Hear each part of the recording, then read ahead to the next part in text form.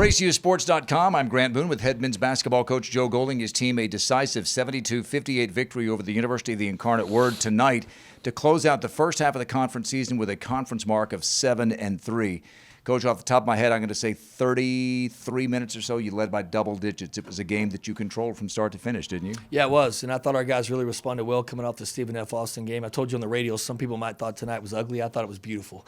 You know, I thought we took care of the basketball. We only had 10 turnovers. We shared the basketball. The first half we made some shots. The second half we didn't, but they were the right shots, and as long as we're continuing to share the basketball, trust each other, get the ball inside and out, those shots will go in as long as we continue to play that way. And, you know, we've played that way for a lot, and then we've gone through a stretch here for 2 weeks where we didn't, you know. And so I'm on these guys hard the last 2 days about trusting their teammates and making the right play and shot selection, you know. And it's funny is on the flip side of that, we're on to Ricks about shoot the ball, you know, and to get him off. And, you know, Ricks was getting a lot more shots off earlier in the year, and now people are playing him differently. And in our opinion, he was shot faking or not getting off, and we want him to shoot it. I don't care. As soon as he crosses half court, we want him to shoot it. And so it's hard when I got, you know, for 48 hours, I'm screaming at him, shot selection, good shots and everything, and then Ricks let it go. But I thought our teammates have been great the last 48 hours with Ricks and saying, Ricks, he's talking to us, you shoot the basketball, and we're going to find you. And so, you know, Ricks is going to be open 6 or 7 times a game where we got to find him. We can maybe miss him once on those, but the other 4 or 5 times we have to find him, and I thought tonight we did.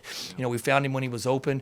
We found him in transition, which is sometimes where we can find him where they can't pick him up. And so offensively, I thought we were a lot better, and so that's where I'm excited about. I thought we had a good 48 hours coming out of Stephen F. Austin, where we turned the basketball over, you know, 27 times, which was embarrassing. Defensively, we've been really good all year, you know, and Coach Tanner's done a great job on that side of the floor with our guys. We've had a couple games here and there, you know, but for the most part, our guys have played really hard on that end of the floor, and we're making teams earn it.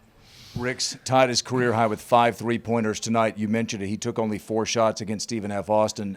There is a selfishness that would lead someone to not take shots sometimes. And sometimes you could be unselfish by taking a lot of shots, can't you? Well, Ricks is an unselfish kid. That's the problem, you know. But it's also what makes him a great kid. Right, and so when you got coaches yelling at everybody to have some patience and trust and throw the ball inside and turn some shots down and turn an okay shot in to get a great shot later, and then you got Ricks over there, we're like, shoot the ball, you know. So it's like 2 different messages. But Ricks is a senior, he understands that. But the good thing was our guys told him the last 48 hours to shoot the basketball. You know, don't be afraid to shoot the basketball. Take tough shots. What's a bad shot for somebody else is a good shot for Ricks. Take it, you know. And I thought he did that tonight. He took those shots, and he played with confidence. He didn't hesitate. He went for it, you know. And so, and then we found him in transition. Credit to Damian and Reggie. I've done a lot of tape work with Damian and Reggie. We're coaching Damian and Reggie really hard. Your 2-point guards. Our 2-point guards. And I thought tonight they played like point guards. They made some right reads tonight. They made the right passes. They got the ball moving in the right direction.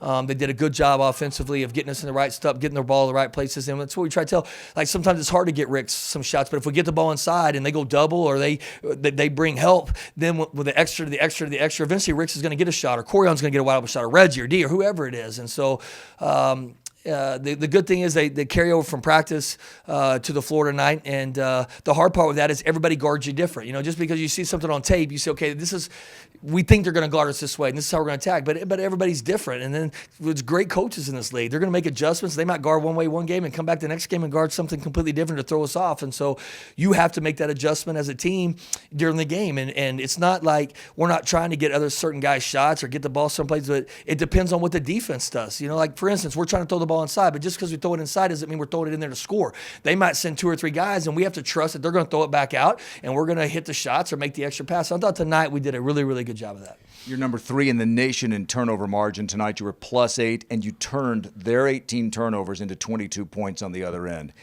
One other note about individual players. Joe Pleasant is one of the things you love about him is he there's a consistency to him. He comes to work in practice and games with the same kind of that demeanor that you love. His dad was an NFL player, that same kind of attitude. He was more emotional Wednesday night that I can remember seeing him when he fouled out of the game. And tonight, I thought he kind of channeled that energy in a good way. What did you think about Joe tonight? I've said all year about Joe. I think Joe's going to be a great player. Joe is a good player right now, you know. But we can't rush Joe being a great player. Joe is learning that he is now a focal point of everybody that we play, you know. And so sometimes we tend to forget. We see Jaron Lewis as a junior, senior, and we forget about Jaron Lewis as a sophomore. And so Joe's learning that. You know, last year nobody was worried about Joe Pleasant. This year they are. And so when he puts the ball on the floor, he brings attention.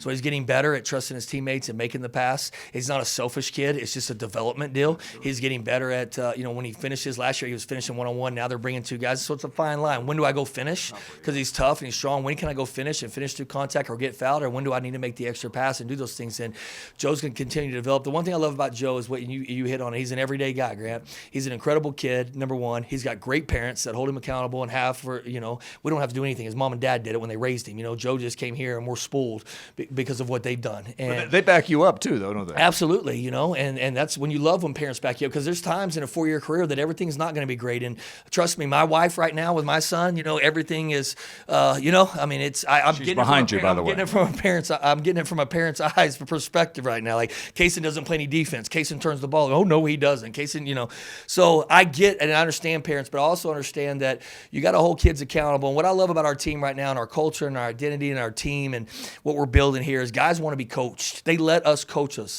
them, and I'm thankful for that. There's a lot of places that doesn't happen, and we coach our guys because our guys don't want to be average. And I think really good players and good teams want to be coached and want to be held accountable. You have to, and we got to be held accountable for turning the ball over 20 times at SAM and 27 at SFA. You have to, because if we continue to do the same things, it ain't going to look good the next 10 games. So you have to hold them accountable, and if they don't do it, you got to play other guys, and then they learn their lesson. And so we're lucky to have a team full of that understands that. They've been through it, and Joe's the leader of that. Joe will take accountability for that. He will, and he'll do it in the locker room, but he works as hard as anybody in our program, and he deserved tonight. And I think Joe's going to continue to get better each and every game, and I'm glad we got him on our team. I'm just mad we only got him for 2 more years.